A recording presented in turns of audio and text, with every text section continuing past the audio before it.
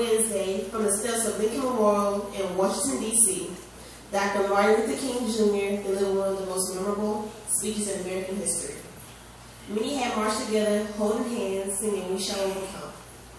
Overcome the cancer of racism and disease and inequality. Dr. King stated that the 1963 is not an end, but a beginning. Those who hoped that the Negro needed to go off steam and will now be content will have a rude awakening if the nation returns to business as usual.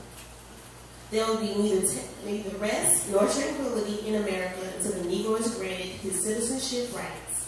The whirlwinds of revolt will continue to shake the foundations of our nation until the bright day of justice emerges. Let's listen.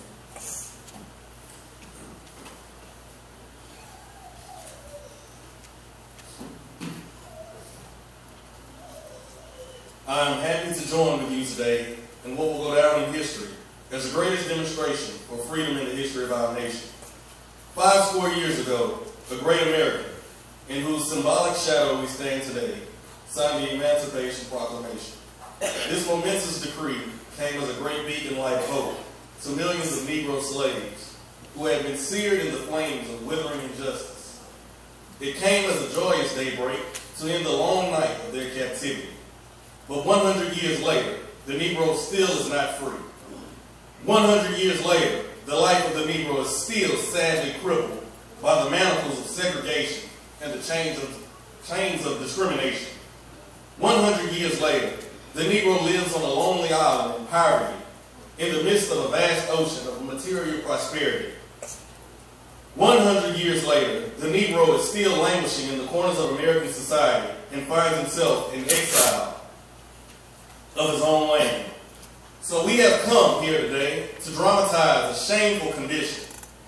In a sense, we have come to our nation's capital to cash a check. When the architects of our republic wrote the magnificent words of the Constitution and the Declaration of Independence, they were signing a promissory note to which every American was to fall heir. This note was a promise that all men, yes, black men as well as white men, will be guaranteed the unalienable rights of life, liberty, and the pursuit of happiness.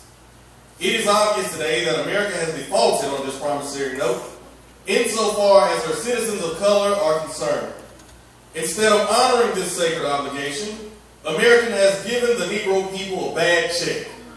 A check which has come back marked insufficient funds. But we refuse to believe that the Bank of Justice is bankrupt. We refuse to believe that there are insufficient funds in the great vaults of opportunity of this nation. So we have come to cash this check, the check that will give us upon demand the riches of freedom and the security of justice. We have also come to this hallowed spot to remind America of the fierce urgency of now.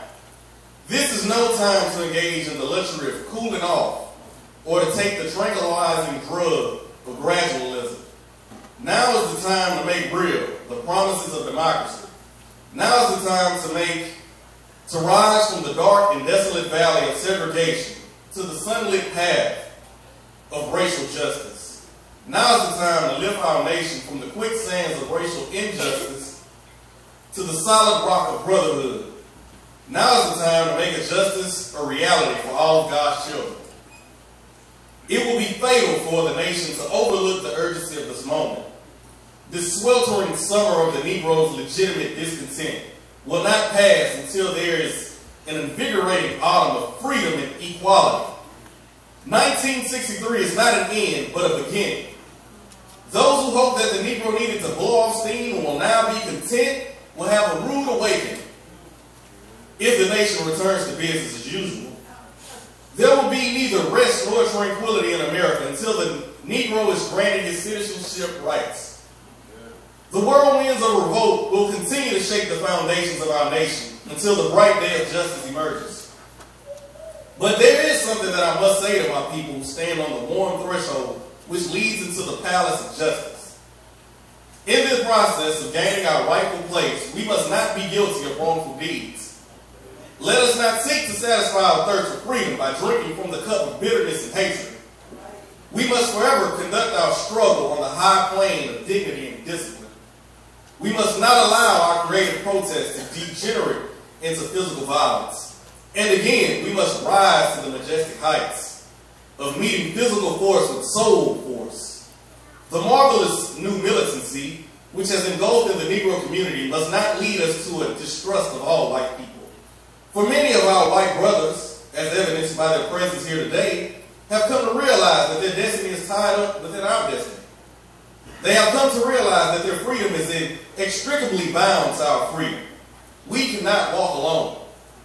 As we walk, we must walk the pledge that we shall always march ahead. We cannot turn back.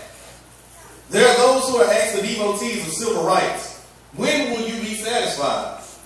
We can never be satisfied as long as the Negro is the victim of the unspeakable horrors of police brutality. We can never be satisfied as long as our bodies, heavy with the fatigue of travel, cannot gain lodging in the motels of the highways and the hotels of the cities. We cannot be satisfied as long as the Negro's basic mobility is from a smaller ghetto to a larger one. We can never be satisfied as long as our children are stripped of their selfhood and robbed of their dignity by signs saying, for whites only.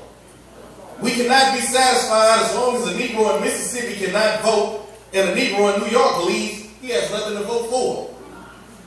No, we are not satisfied, and we will not be satisfied until justice rolls down like waters and righteousness like a mighty stream. I am not unmindful that some of you have come here out of great trials and tribulations. Some of you have come fresh from jail cells. Some of you have come from areas where your quest for freedom left you battered by the storms of persecution and staggered by the winds of police brutality. You have been the veterans of creative suffering. Continue to work with the faith that unearned suffering is redemptive. Go back to Mississippi. Go back to Alabama. Go back to South Carolina. Go back to Georgia. Go back to Louisiana. Go back to the slums and ghettos of northern cities, knowing that somehow this situation can and will be changed. Let us not wallow in the valley of despair. I say to you today, my friends, so even though we face the difficulties of today and tomorrow, I still have a dream. It is a dream deeply rooted in the American dream. I have a dream that one day this nation will rise up and live without the true meaning of its creed. We hold these truths to be self-evident, that all men are created equal. I have a dream that one day, on the red hills of Georgia, the sons of former slaves and the sons of former slave owners will be able to sit down together at the table of brotherhood. I have a dream that one day, even the state of Mississippi, a state sweltering with the heat of injustice, sweltering with the heat of oppression, will be transformed into an oasis of freedom and justice. I have a dream that my 4 little children will one day live in a nation where they will not be judged by the color of their skin, but by the content of their character. I have a dream today.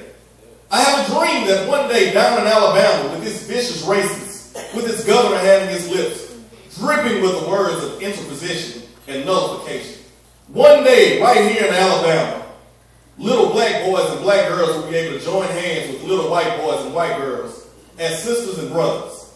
I have a dream today. I have a dream that one day every valley shall be exalted. Every hill and mountain shall be made low. The rough places will be made straight, and the glory of the Lord shall be revealed. And all flesh shall see it together. This is our hope. This is the faith that I go back to the South with. With this faith, we will be able to hew out of the mountain of despair a stone of hope. With this faith, we will be able to transform the jangling discords of our nation into a beautiful symphony of brotherhood. With this faith, we will be able to work together, to pray together, to struggle together, to go to jail together, to stand up for freedom together, knowing that we will be free one day. This will be the day when all God's children will be able to sing with the new meaning. My country, 'tis of thee, sweet land of liberty, of thee I sing. Land where my fathers died, land of thy pilgrims' pride. From every mountainside, let freedom ring. And if America is to be a great nation, this must become true. So let freedom ring from the prodigious hilltops of New Hampshire. Let freedom ring from the mountains of New York. Let freedom ring from the heightening Alleghenies of Pennsylvania. Let freedom ring from the snow-capped Rockies of Colorado. Let freedom ring from the curvaceous slopes of California. But not only that, let freedom ring from the Stone Mountain of Georgia. Let freedom ring from Lookout Mountain of Tennessee. Let freedom ring from every hill and molehill of Mississippi. From every mountainside, let freedom ring. And when this happens, we will allow freedom to ring. When we let it ring from every village and every hamlet, from every state and every city, we will be able to speed up that day when all of God's children, black men and white men, Jews and Gentiles, Protestants and Catholics, we'll be able to join hands and sing in the words of the old Negro spiritual. Free at last, free at last. Thank God Almighty, we are free at last.